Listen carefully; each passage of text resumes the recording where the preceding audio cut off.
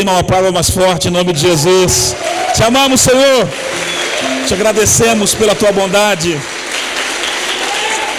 Glória a Deus. Tome seu lugar. Irmãos. Glórias ao nome de Jesus. Deixa sua Bíblia aberta em Lucas capítulo 5, versículo 27. Nós já vamos ler lá já.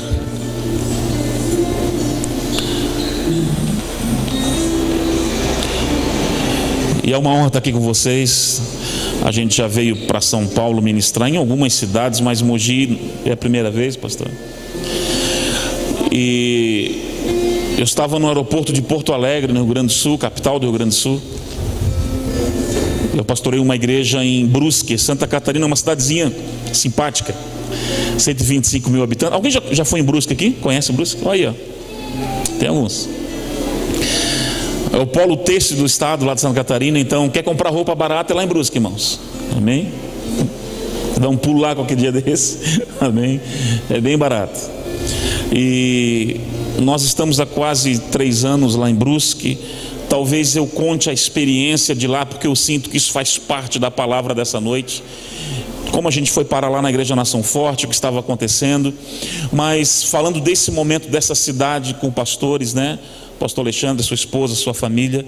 Eu estava no aeroporto de Porto Alegre quando o Senhor me fez lembrar dele, que era um contato através do pastor Nicolete de Brasília. E eu entendi que eu precisava estar aqui. E não só para estar, irmãos, mas nós vamos traçar uma caminhada o ano inteiro aqui. Eu vou estar vindo uma vez por mês até novembro.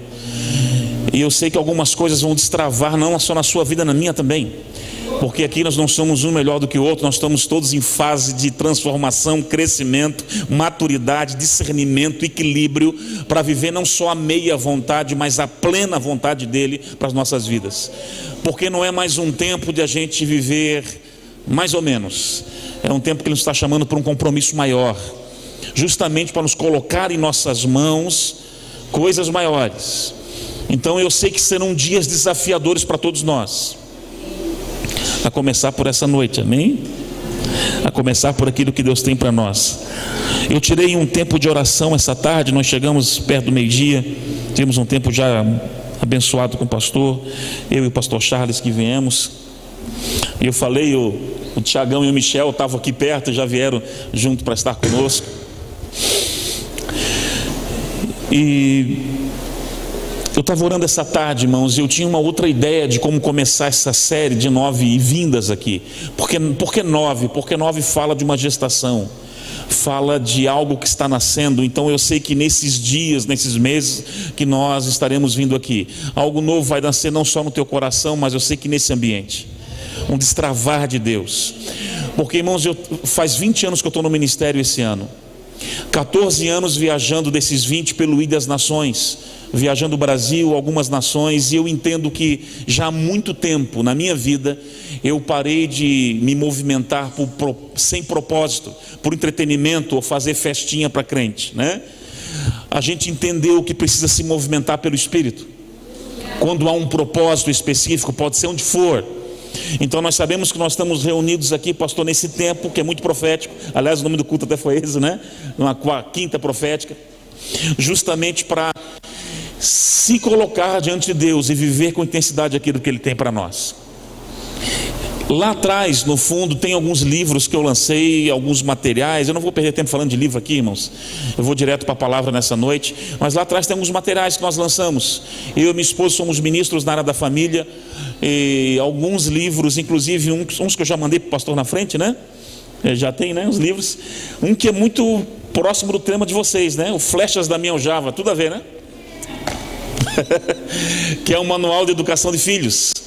Eu sou pai de 3 meninas, a Sara de 9 anos, a Letícia de 5 e a Catarina de 7 meses. É isso mesmo, são 4 mulheres lá em casa, amém? Glória a Deus. É isso aí, o ministério só podia ser ministério da área da família mesmo, né? Não tinha outra coisa.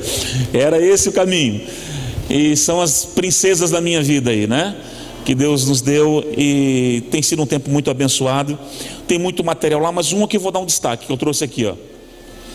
Eu lancei um livro, a cadeira de homilética, dentro da teologia sistemática, fala sobre oratória, mecanismos, a arte de pregar. A matéria em si ela é muito chata, muito densa. E eu resolvi pegar a matéria de homilética e transformar num livro muito prático, que é o Manual do Pregador. Dicas para você melhorar sua pregação. E ficou um livro bem leve para melhorar, porque às vezes Deus está te dando muita coisa, e seja num pequeno grupo ou num grupo grande, ou até no meio corporativo, vai melhorar realmente a sua forma de interagir, de colocar para fora aquilo que Ele está colocando aqui dentro.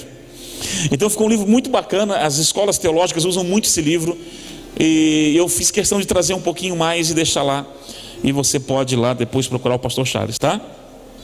Lucas capítulo 5, versículo 27. Confesso que faz muito tempo que eu não pregava essa mensagem, e quando Deus me deu essa tarde, no momento de oração, eu falei: Deus, eu não entendi. Eu fui entender agora no louvor, que não é uma palavra só para vocês, é para mim também, pelo tempo que eu estou vivendo lá em Brusque. Eu quero falar sobre o improvável publicano, é o tema dessa noite. Que Deus usa improváveis, amém? Eu sou prova disso, irmãos.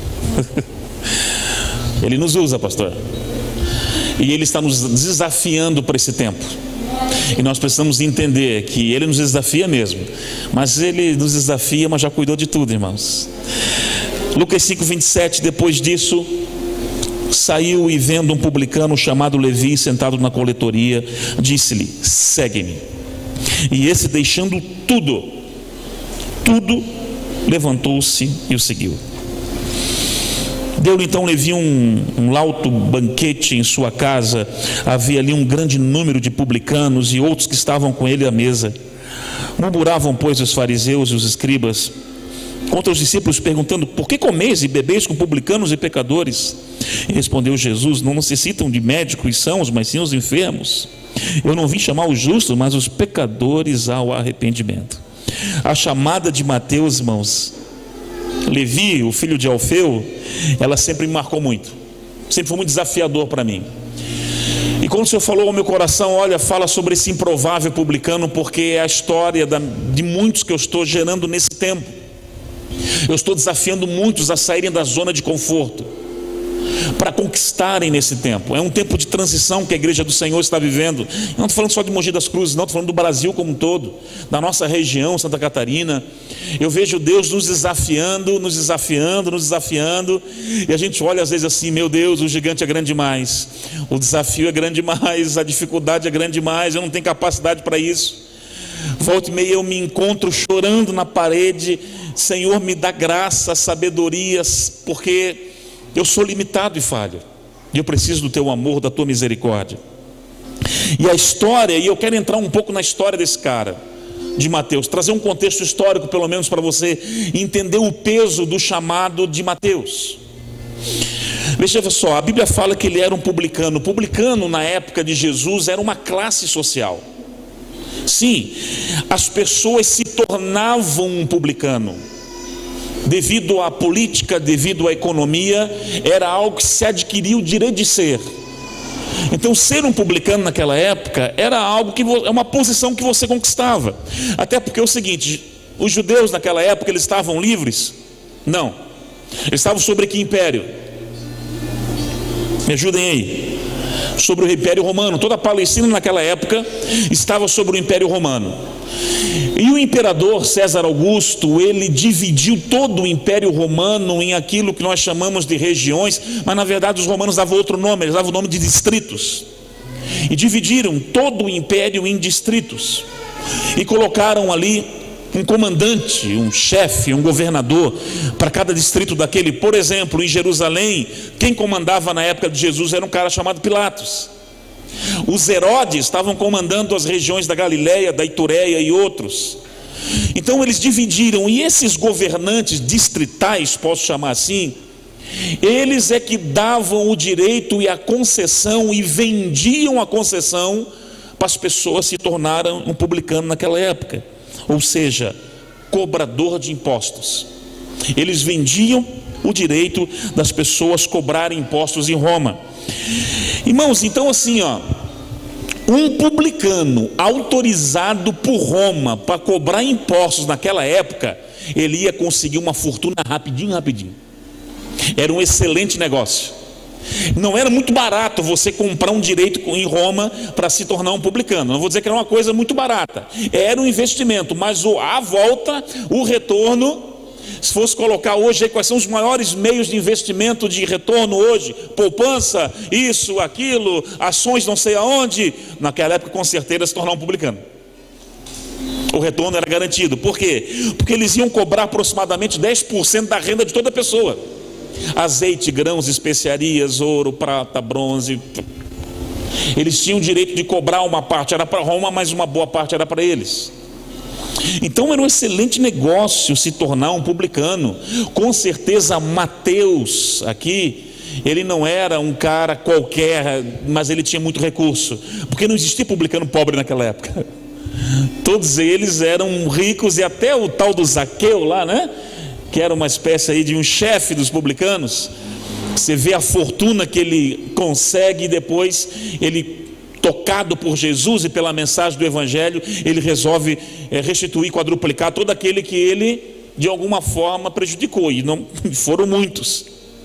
E a gente vê aqui, irmãos, no capítulo 2, por exemplo, de Marcos, Jesus encontra, porque essa passagem não está só aqui, ele encontra Mateus aos margens da mar da Galileia, e a Bíblia chama de coletoria, é o local, não é aí que está na sua Bíblia?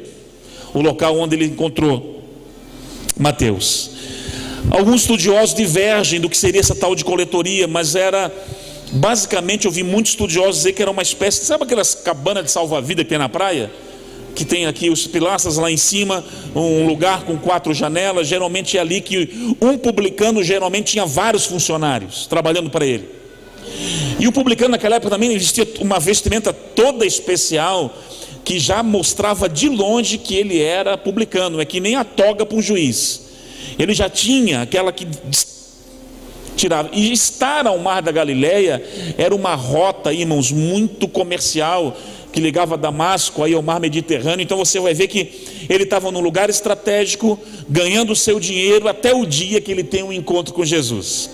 Mas o que mais me chama a atenção, eu me lembro que anos atrás, começando a pesquisar sobre a vida de Mateus, sobre o que era o publicano, eu comecei a achar, tanto no Talmud como no Mishnah, que são onde estão ali os tratados judaicos, os códigos de ética e moral de um judeu daquela época. Eu comecei a procurar lá dentro o que falava sobre o publicano, e de cara, irmãos, os códigos de ética judaico diziam, a primeira coisa que aparece, a sentença sobre um publicano, pastor, o publicano era ladrão. Começou assim, de leve: publicano é ladrão. Esse era o karma e o signo que eles carregavam em cima deles. Outra coisa que aparece lá, um publicano era proibido de ser testemunha em algum júri, porque não era uma pessoa confiável, já era denotado uma pessoa de mau caráter. Então, se nós tivéssemos uma causa na justiça, eu preciso chamar uma testemunha aqui para ser tudo menos um publicano. Moral boa que o cara tinha, né? O publicano, se fosse na sua casa tomar um café da tarde hoje, ou amanhã de manhã um pãozinho com margarina, a sua casa a partir daquele momento era declarada imunda. Era a mesma coisa se um leproso pisasse na sua casa. Então ele não tinha acesso a muito lugar, e Jesus botou os dois para lá, né? Jesus, ele sempre veio para quebrar paradigmas. Então o publicano era proibido de frequentar a sinagoga, ele não podia cultuar. Ainda que ele fosse um prosélito, se converteu ao judaísmo, ele não podia pisar na sinagoga. Irmãos, então a tradição já dizia que eles eram corruptos, eram ladrões mesmo. Eles geralmente exploravam acima do 10%. Segundo alguns históricos, historiadores como Joséfo, como Eusébio, falam que esses publicanos, uma grande parte deles andavam com caras seguranças, e se a pessoa não pagasse, eles quebravam a perna, quebravam o braço, entravam para realmente lanhar, e não queriam nem saber. Até casos históricos de publicanos que sequestravam a família, filho e tudo mais, se o cara não pagasse. Então eles eram um terror, irmãos. Publicano naquela época é considerado um terror. Aí Jesus chama esse cara e fala assim: segue-me. Você chamaria alguém assim para ser parte da tua equipe? Para fazer parte do seu grupo lá de obreiros? Você chama, todo mundo fazendo assim, ó. Não, é. Você chamaria um camarada desse para ser? Não, você vai ser só os 12 que eu vou treinar. Irmãos, é esse improvável publicano que ele afere demais e aumenta a nossa fé, porque Deus é assim, Ele não olha só o que está por fora, Ele está olhando ali dentro, o potencial, a eternidade que Ele colocou dentro de alguém.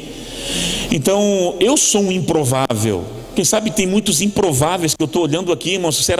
Eu nasci na Umbanda, no Candomblé e no Kardecismo. O meu avô, ele foi um dos pais de santos mais famosos de Florianópolis. Florianópolis é a capital de Santa Catarina. O meu avô, na magia negra, foi um cara respeitadíssimo, não só na nossa região, mas no Brasil. E eu cresci ali vendo aquilo. O meu avô fazer atrocidades. E para nós, aquilo ali era o correto, aquilo que era o certo de buscar a Deus, ou de etc e tal. E por outro lado, na mesa chamada branca, linha kardecista, que nós crescemos ali, e começamos, na época vinha o tal do doutor André Luiz, um guia, e então a minha avó, eu era o neto primogênito, falou: o nome do primeiro neto vai ter o nome do guia. Então o meu nome André Luiz era, hoje depois eu sou André de Jesus, né? Glória a Deus por isso. Mas eu cresci em meio a isso. Nunca que eu imaginei que hoje eu poderia ser um pastor, ou ser pastor de pastores, cuidar de pessoas, e com mais limitação que eu possa ter, e eu sei que eu tenho, contribuir de alguma forma para o avanço do reino nessa terra, irmãos. Então Deus chama improváveis. Agora nós precisamos ter algumas certezas que eu quero traçar dentro do teu coração nessa noite. Porque entenda, você não nasceu para apenas estar aí sentadinho onde você está. Você nasceu com um propósito muito específico de Deus sobre a sua vida. E é hora nesse ano de você acordar para esse propósito. É hora nesse ano de você entender que há um chamado para você, ainda que você se esconda atrás de algumas impossibilidades, de algum histórico de rejeição disso ou daquilo, ou não importa a sua história, a sua circunstância, Deus te chamou para algo, e é o tempo de a gente se levantar como igreja, nessa cidade, nessa nação, no reino, nesse tempo, nessa estação que a igreja está vivendo, irmãos. Não dá mais para nós brincarmos como igreja, é um tempo de avançar. Não dá mais eu cochear entre dois pensamentos. Tem dia que eu sou crente, tem dia que eu não sou. Tem dia que eu vou querer fazer, tem dia que eu sou um servo, tem dia que eu não sou. Tem dia que eu quero contribuir, tem dia que eu não quero. Eu quero fazer algo pelo reino, tem dia que eu não. É um tempo de a gente ser constante, por causa do peso de glória que há de ser manifesto nesses dias sobre nós, irmãos. E eu quero trazer algumas verdades sobre você, a respeito de chamado, a respeito de improváveis que Deus usa. A primeira verdade é que Deus acredita em todos, não importa a sua história de vida. Como eu falei, a minha história não era nunca para eu ser um pastor, porque assim, eu não tinha QI. Sabe o QI? Quem indica. E muito tempo eu me escondi atrás. Puxa, eu não sou tem alguns pastores, eu não sei a sua história, pastor, mas se você nasceu em lar cristão ou não, também não. Mas eu achava legal alguns pastores que diziam assim: eu sou a 4ª linhagem e geração de pastores da minha casa, da minha família. Meu tataravô foi pastor, meu bisavô foi pastor, meu avô foi pastor, e eu sou pastor, meu filho já pastor. E eu falei: cara, que legal. Mas eu não tenho esse QI. Meu avô foi pai santo, cara. Meu pai, mais esculhambado ainda, e depois que veio para Jesus, e glórias a Deus, hoje meu pai serve ao Senhor, minha mãe, meus 2 irmãos, todas as minhas cunhadas, os sobrinhos, a família toda está no Senhor, inclusive meus pais congregam comigo hoje, pela bênção do Senhor. Mas eu não tinha isso. E às vezes eu me escondia. Deus não vai usar alguém assim, que não tem um histórico um histórico bom. Irmãos, Deus não está preocupado com o histórico. Ele gosta de usar pessoas improváveis e não se esconda atrás de uma suposta falta de capacidade, porque isso ele traz. Quando eu olho para a história de Neemias, estava em Jerusalém uma demanda específica: engenharia civil, precisava de alguém para construir muros. Se tem aqui uma parede quebrada aqui na frente da igreja, quem é que o pastor vai chamar para consertar? Um pedreiro, não é verdade? Havia uma demanda em Jerusalém: precisamos reguer os muros. Quem é o cara que Deus chama? Neemias. E o que Neemias era? Copeiro, irmãos, chefe de cozinha. E ele realiza uma obra extraordinária em 52 dias, uma obra que até hoje a engenharia civil não entende direito como é que foi, mas que foi. Porque Deus usa improváveis. Deus, ele capacita em meio aos desafios. O que ele quer é que você tome um posicionamento como Maria: eis aqui a serva do Senhor, cumpra em mim a sua vontade, e vamos para cima. Olha, por que não dizer Jefté em Juízes 11? O camarada, filho bastardo de Gileade, um homem com autoridade, um homem com uma certa influência, tem um caso com uma prostituta, nasce Jefté, o cara é expulso de casa pelos seus irmãos. O cara que não era para dar nada se tornou juiz em Israel, fruto de um adultério. Mas Deus usa, irmãos, essas questões na nossa vida para realmente nos fortalecer. Porque Moisés viveu 120 anos, 3 blocos de 40. Os primeiros 40 anos foram no deserto, os outros 40 anos também no deserto. Para os outros 40 anos ele guia um povo também no deserto. Mas os 40 anos que ele guia um povo no deserto, os 40 que ele foi treinado, na verdade os primeiros 40 anos ele passou com o faraó, sendo treinado, na verdade, em toda a ciência dos egípcios, como fala o discurso de Estevão em Atos 7. Os outros 40 anos que é definitivamente no deserto de Midian. E naquilo que ele foi tratado e ensinado é no lugar onde ele foi usado. Então, se você está reclamando de alguma dificuldade que você está vivendo hoje, irmãos, é naquilo que você está sendo apertado, é onde você vai ser mais usado lá na frente. Não use os seus problemas para ficar se lambendo as feridas, mas use isso para crescer. Deus está desafiando você para crescer. Se a dificuldade é financeira, não se preocupe, vença ela em nome de Jesus. Porque quem sabe ali na frente é um grande provedor no reino de Deus que você vai se tornar, irmãos. Ou é no casamento, ou é no ministério, ou é na vida espiritual. Deus, ele realmente escolhe muitas vezes as coisas doidas desse mundo para confundir as sábias. É a palavra de Deus dele que declara isso. Então não se esconda atrás de uma circunstância ou de uma rejeição. A minha esposa tem uma história. Se você procurar no YouTube esse tema, Flechas da Minha Aljava, uma pregação aqui em São Paulo, em Osasco, um congresso de família, que eu e ela estamos pregando juntos, e ela conta um pouco da história. O testemunho dela é muito forte, de rejeição paterna. Ela foi parar no sul do Brasil, fugir da mãe dela com medo de morrer, enfim, de ameaças, etc e tal, de morte. E ela tinha tudo para nascer uma criança complexada, completamente rejeitada por pai, e ela poderia se esconder a vida inteira atrás desse complexo. Mas um dia Jesus alcançou ela, irmãos. E quando Jesus alcança, ele cura as feridas, ele sara de toda e qualquer rejeição, de toda e qualquer dificuldade de avançar. E não só cura, esse Deus é tão extraordinário que ele não só nos restaura, mas nos fala assim: filho, agora eu vou te usar. Eu acrescento promessas sobre a sua vida. E não só ela é uma mulher de Deus hoje, como Deus tem usado de uma maneira muito extraordinária para fazer a diferença na vida de muitas mulheres, inclusive nesse tempo, como uma mãe espiritual, que de uma vida de infertilidade, Deus transforma agora ventres férteis para gerar muitos filhos espirituais nesse tempo. A palavra para você é: pare de se esconder, pare de fugir daquilo que Deus está te desafiando nesse tempo. Não é hora mais para dar uma de Jonas. É hora de você assumir cabalmente o chamado que Ele tem colocado sobre a sua vida, de assumir o compromisso diante de Deus, dentro daquilo que Ele está colocando. Pastor, mas já passou o tempo. Não, irmãos, enquanto você não morrer, haver fôlego de vida, Ele conta com você. Não largue a mão do arado, avance. Não importa, pastor, eu não sei falar direito, não importa a sua condição, importa que você se disponha para Ele. Uma outra verdade é que Deus sempre vai levantar pessoas que vão acreditar em você.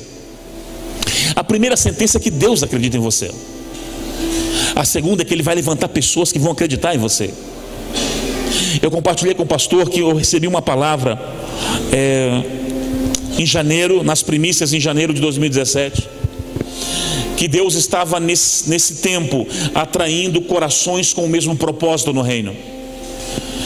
Então o Senhor falou: eu vou afastar algumas pessoas de você e vou atrair outras, porque eu estou unindo corações no reino para que algumas coisas ganhem força. E eu entendo que é isso que Deus está fazendo nesse tempo. Então vai ser necessário, inclusive, Ele afastar algumas pessoas de você que não estão agregando absolutamente nada, e trazer outras que vão agregar. Pessoas que não só vão agregar na sua vida, mas vão dar a mão para você e vão te ajudar a alcançar o lugar que Deus estabeleceu. Quando nós apresentamos os novos membros lá na igreja, eu geralmente chamo na frente e eu olho para eles, eu falo sempre a mesma coisa. E eu falo assim: olha, que a nossa igreja, que a minha vida, na vida de vocês, nós possamos ser parteiros e não coveiros. Porque o parteiro vai tentar tirar tudo aquilo que está aqui dentro, pastor, e colocar para fora. O coveiro termina de matar de uma vez, enterrar e deu para boi. Deus, Ele sempre colocará pessoas em lugares específicos para te ajudar em algum momento e destravar em algum momento da sua vida. Só que essas pessoas só aparecem quando você deu o primeiro passo. Primeiro você dá o primeiro passo, e Deus, ao longo da caminhada, Ele vai colocando pessoas. Porque às vezes, irmãos, eu sei que nós somos desafiados, somos confrontados, eu gosto muito de uma história do próprio João Marcos. Aliás, deixa eu ler com você. Abra sua Bíblia em Atos capítulo 13, versículo 13. Atos 13.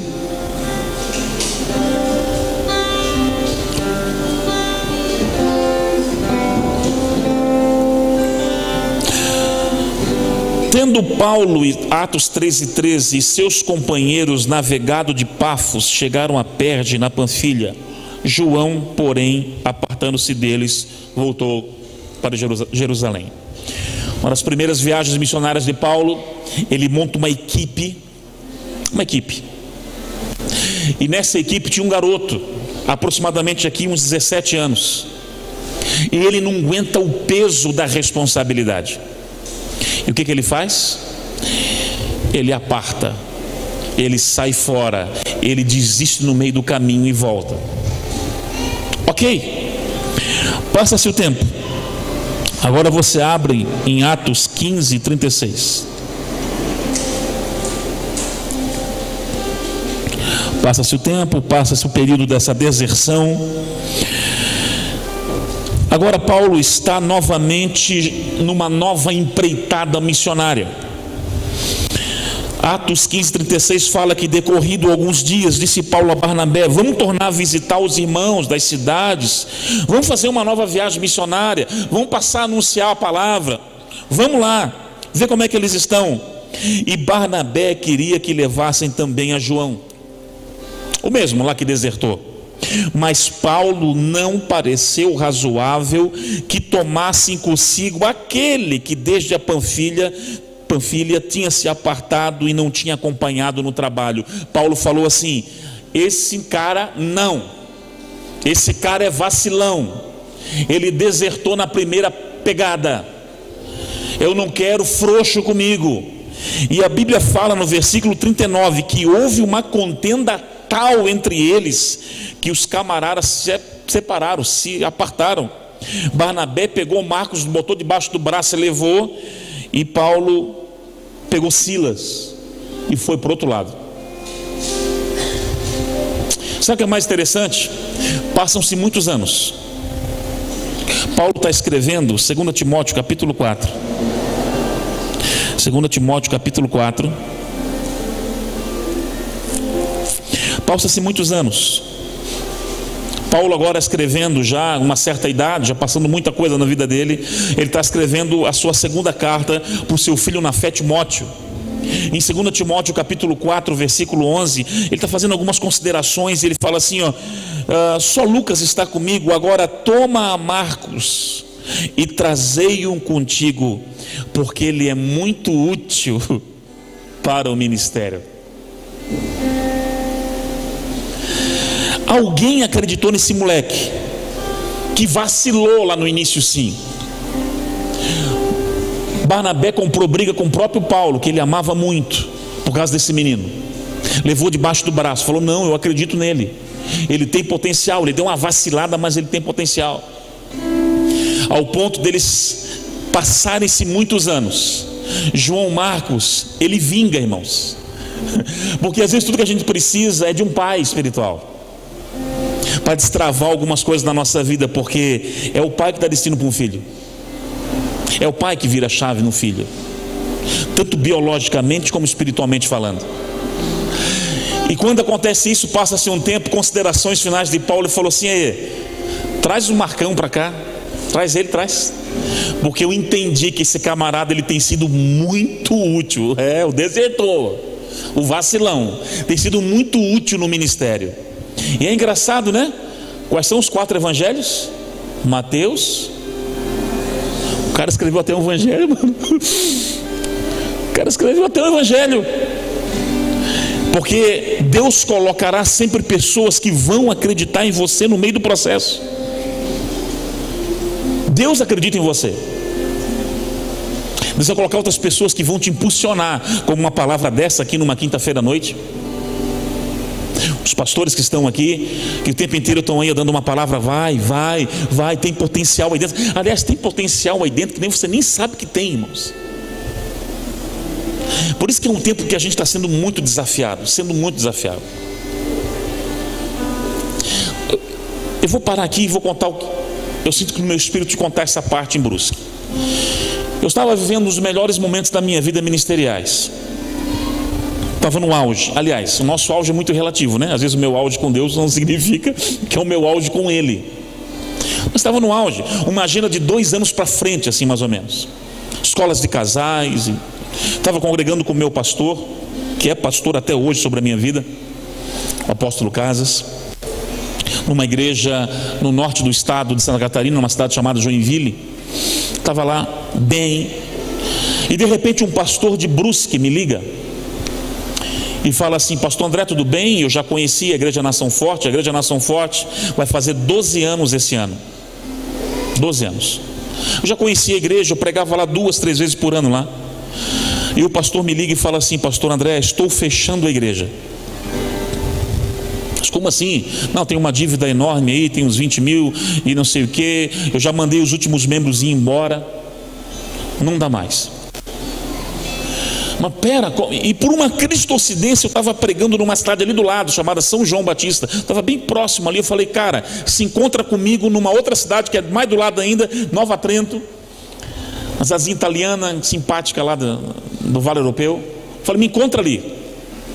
E a gente foi, se encontrou ali, eu falei para ele: cara, Deus não vai fechar essa igreja, essa porta foi Ele que abriu. Eu vou comprar essa briga com você, 30 dias de oração e jejum, tamo junto. Mas eu não quero, estamos juntos, vamos orar. E ele: tá bom, então vamos. Mas nem me passou pela minha cabeça que nesses 30 dias de oração era o Senhor que nos enviaria para lá. Uma igreja com uma dívida enorme. O último culto tinha dado 2 pessoas apenas. Você tem uma ideia, pastor? O primeiro mutirão que nós fizemos lá, nós tiramos 12 fiorinos de lixo só do pátio. Estrutura arrebentada. E eu me lembro porque eu entendo uma coisa, irmãos: enquanto Deus não mostra o próximo passo, fique com o anterior. Agora, quando Ele mostrar o próximo passo, corra. O segredo para você crescer na vida é aquele conselho de $1 milhão, tá? Presta bem atenção. O teu sucesso ministerial na vida, ele está diretamente ligado à velocidade com que você corresponde aos impulsos do Espírito. Você entendeu isso?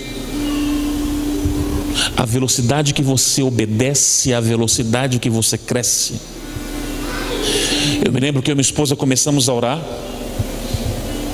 Irmãos, e eu falando, Deus fala comigo, senão não me movimento. Deus falou tanto que até cachorro latia assim, vai.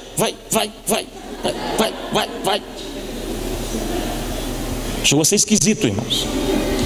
Chegou a ser esquisito.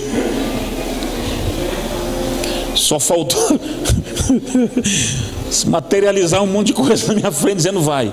E eu me lembro que eu fiquei com o telefone na mão 1 dia e meio, ligando para o pastor nesse Brasil, cancelando todos os compromissos. Pastor, me perdoa, estou cancelando, porque eu preciso dar um foco naquele lugar. E assim. Foi eu, a minha esposa, 2 filhas, a comida da semana, uma palavra de Deus e uma igreja fechando. Porque esse tempo é um tempo que o Senhor está nos desafiando, irmãos. É sair da zona de conforto, pastor. Não há conquista estando na zona de conforto. Sai desse lugar, pelo amor de Deus, ou você não vai conquistar absolutamente nada. Me chamaram de louco na cidade, chegaram assim, pastor, volta, você vai passar fome com as tuas filhas aqui, volta, sai. Eu falei, não, Deus falou, e quando Deus fala, é no improvável que as bênçãos ocorrem. Nós começamos lá, 14 de junho de 2015, primeiro culto, segundo, terceiro, e as coisas foram acontecendo. Estamos há 2 anos e 8 meses lá na cidade. Hoje nosso problema, como eu estava com o pastor agora, é espaço, porque nós temos 220 cadeiras e uns 350 membros, então a gente não consegue mais. Estamos tendo que tomar uma decisão grande esse mês. Abrimos uma outra igreja no meio oeste catarinense, estamos para abrir uma próxima agora, a gente está orando, fora as igrejas que caminham na nossa cobertura, e Deus fazendo um verdadeiro rebuliço naquela cidade, na nossa vida, simplesmente porque nós temos que aprender a obedecer rápido. O nosso problema é que nós somos procrastinadores de plantão. Ele manda você fazer uma coisa, você fica, eu quero prova com Deus, fala de novo, e fica. Meu Deus, irmãos, isso chama-se incredulidade. Escute uma coisa: o que você precisa não é de mais uma confirmação, é acreditar no que Ele já falou e caminhar. Simples assim. Porque basta Ele falar uma vez, você entendeu o que é Ele falando, ok, caminha, obedece, sai do lugar. Sai da zona de conforto.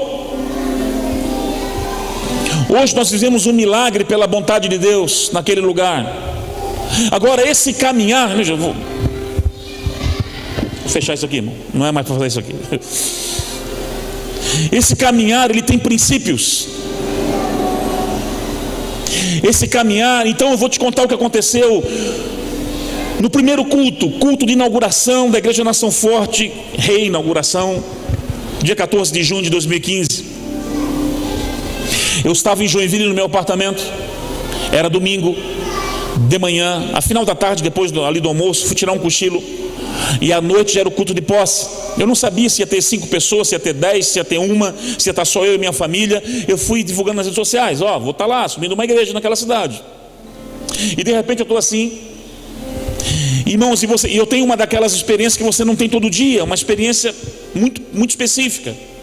Abre com os sentidos acordados, abre uma tela de LED assim na minha frente, e eu vejo a igreja, eu vejo as pessoas que estavam na igreja, que estariam na igreja à noite, e eu me vejo encerrando o culto de uma forma muito específica. Aquela visão durou uns 20 segundos e fechou. Eu fiquei com aquilo, eu anotei o que eu vi e fui para o culto aquela noite.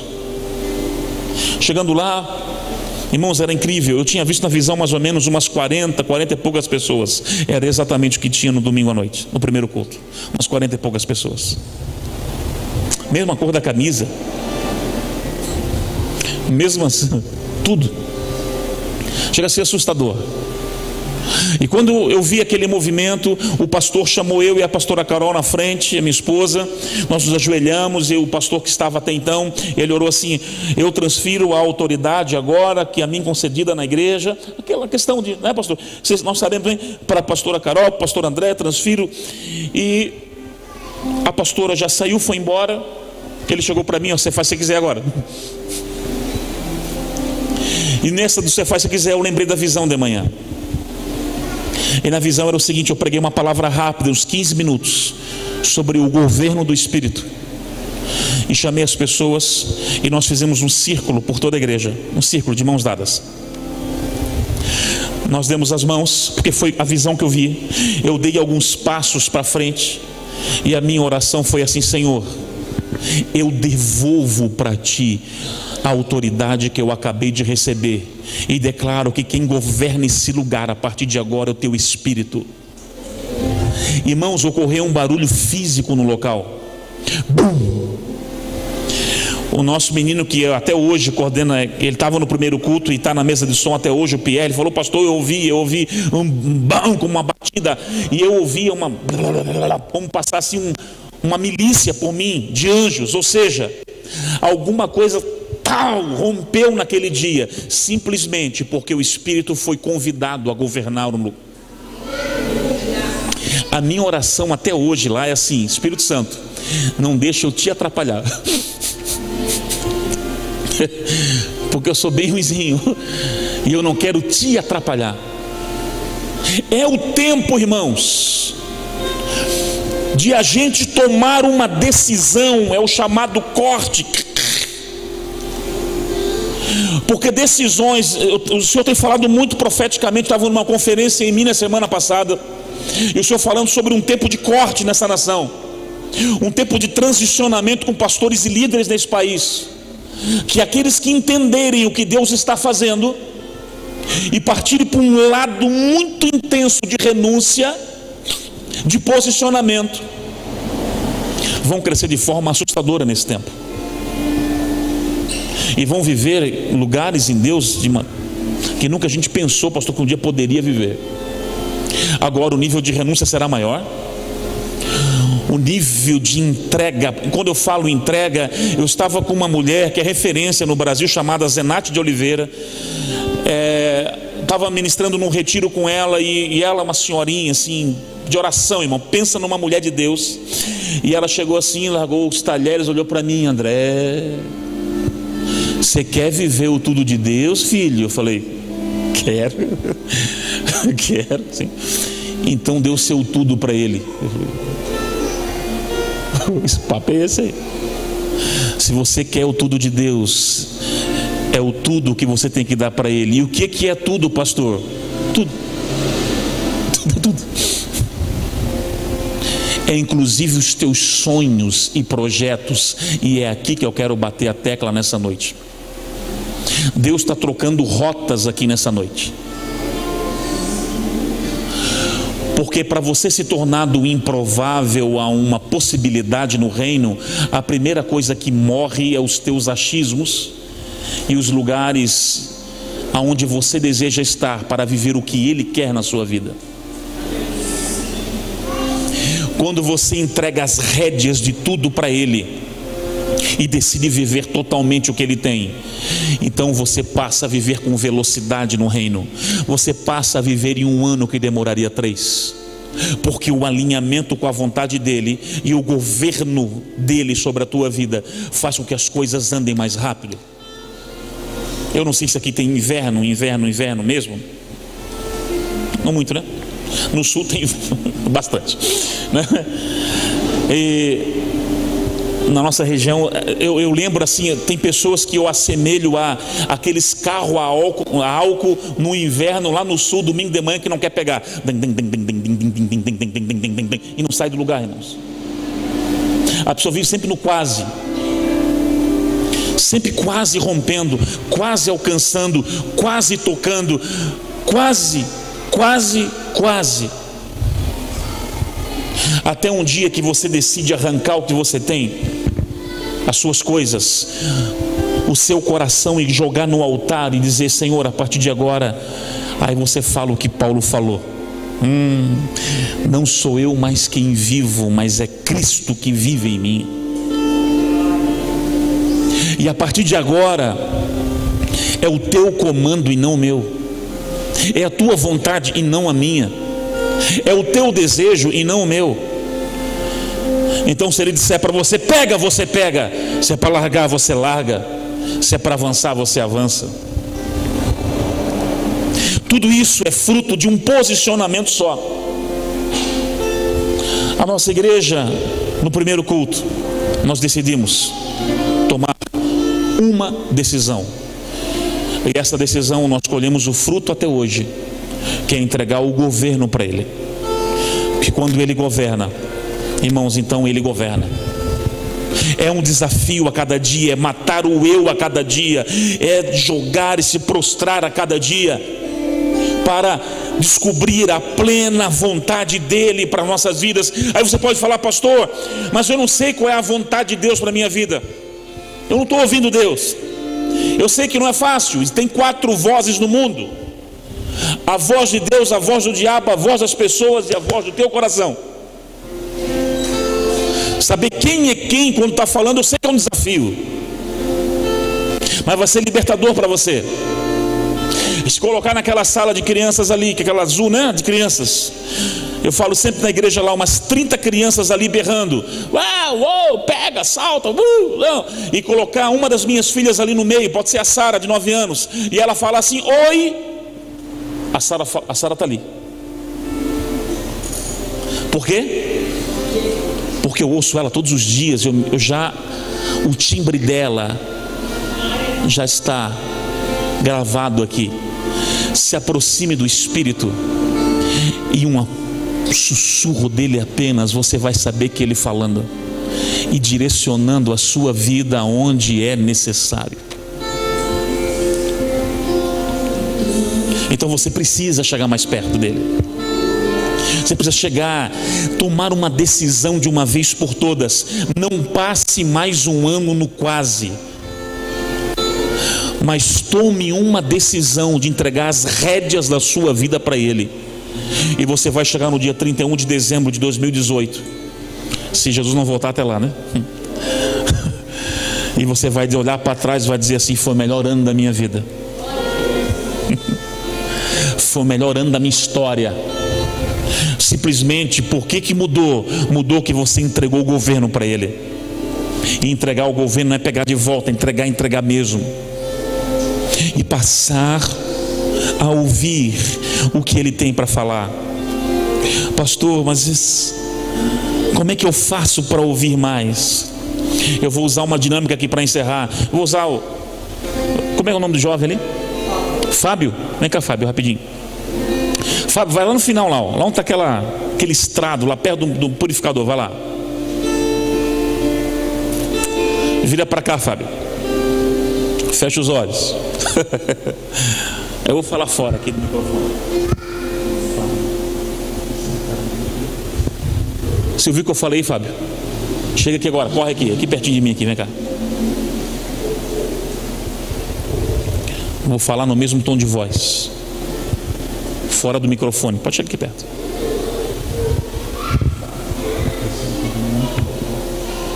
O que eu falei? Fábio, você é um cara muito legal.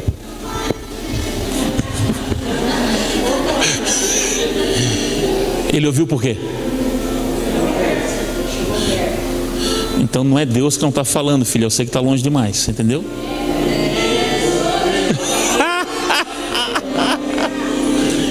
Chega perto.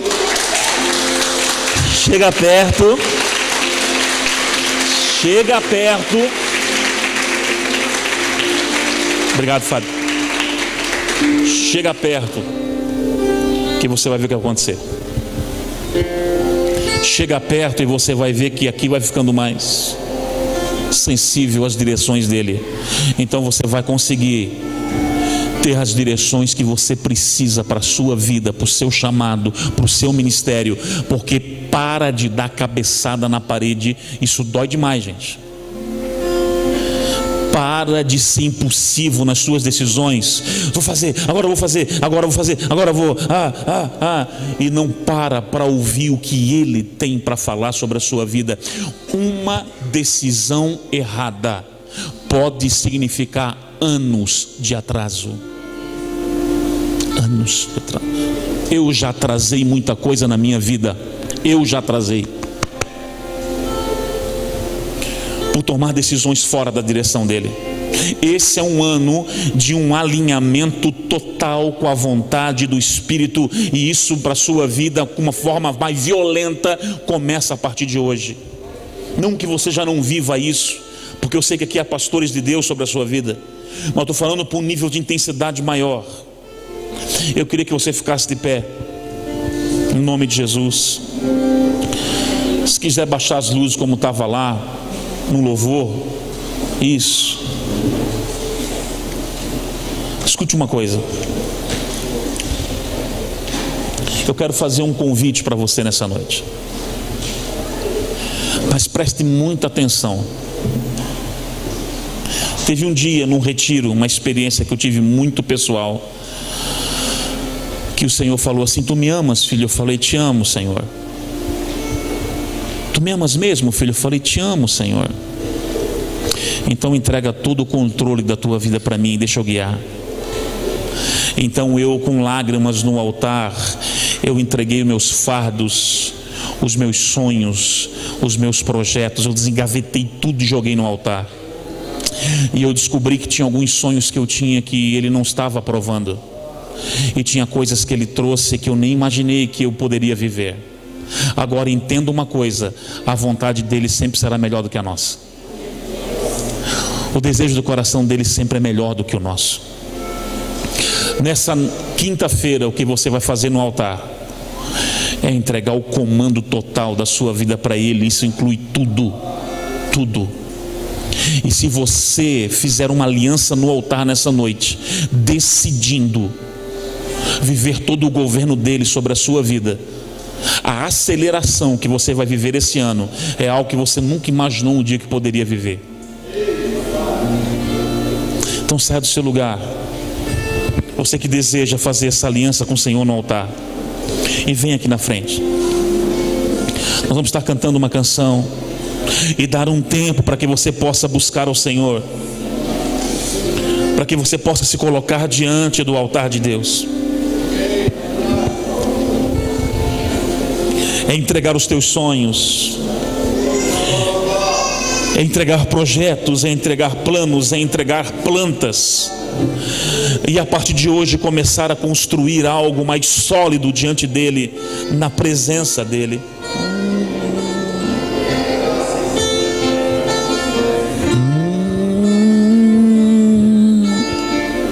Isso, vem até aqui, feche teus olhos, comece a falar com o Senhor, comece a falar com ele nessa noite, comece a ministrar isso, comece. É uma noite que ele está te trazendo para mais próximo.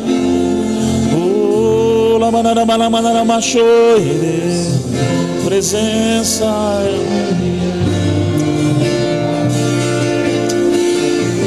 A nossa equipe, os pastores vão estar orando pela sua vida, ministrando você. Santo é o teu nome, Jesus. A presença é real. Santo é o Senhor. Tem Espírito Santo sobre ela. Grava um tempo novo sobre essa mulher.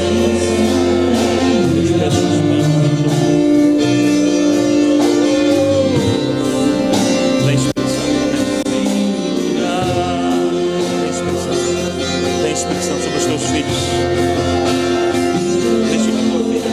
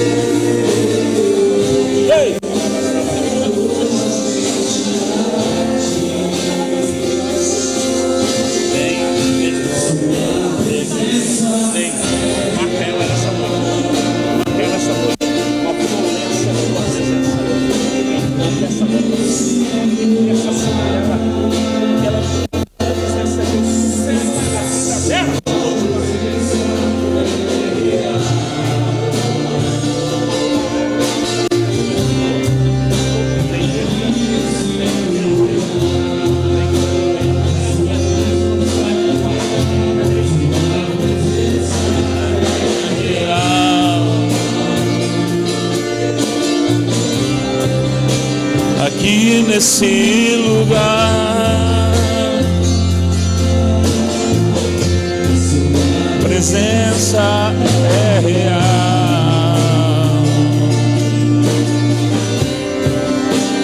Aqui nesse lugar.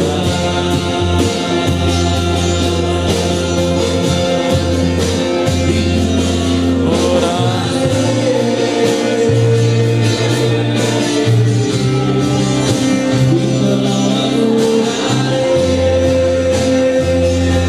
Deixa eu orar por você, permitiria? Pai, eu quero colocar o teu filho na tua presença. O Senhor tem treinado os passos dele em fronteiras, porque ele é um homem de fronteiras, Pai. Muitas palavras já foram liberadas sobre a vida deste homem, e é um tempo de conversão, de convertir promessas sobre ele e a sua casa. Porque alguns tu chamam para Jerusalém, outros para Judeia, outros Samaria e outros até os confins da terra. E o teu filho foi chamado para mais de uma fronteira. Há um preparo sobre ele e a sua casa para ser um discipulador de nações. Alinha ele e começa um alinhamento como nunca antes ele passou na sua vida. No nome de Jesus, eu selo sobre a vida dele um novo tempo. Eu declaro um tempo novo sobre a vida dele.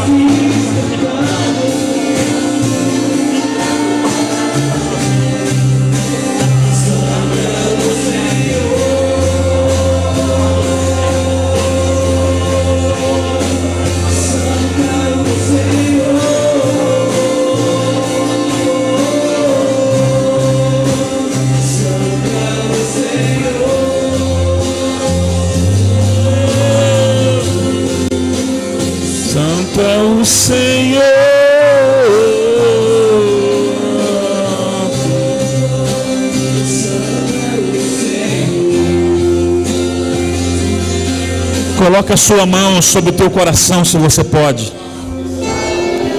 E você vai fazer uma oração comigo. E você vai repetir aquilo que eu vou falar, porque é uma oração de aliança. É uma oração de nós entregarmos juntos diante do altar tudo. Então diga assim: Senhor Jesus, nessa noite, no teu altar, eu entrego a minha vida, os meus sonhos, os meus projetos, tudo o que eu sei e tudo o que eu sou, e declaro diante de céus e terra que o governo da minha vida pertence ao Espírito Santo de Deus. Usa-me, Senhor, aonde quiseres, no lugar que tu quiseres, e da forma que tu quiseres. Torna-me mais sensível a partir deste dia a tua voz. E em tudo, Senhor, em tudo que tu fizeres em minha vida, eu te dou a honra, o louvor, a glória para todos sempre. Amém. Graças a Deus. Dê um aplauso a Ele, querido, nessa noite. Dê um abraço a quem está ao lado aí de você, antes de você voltar para o seu lugar. Em nome de Jesus.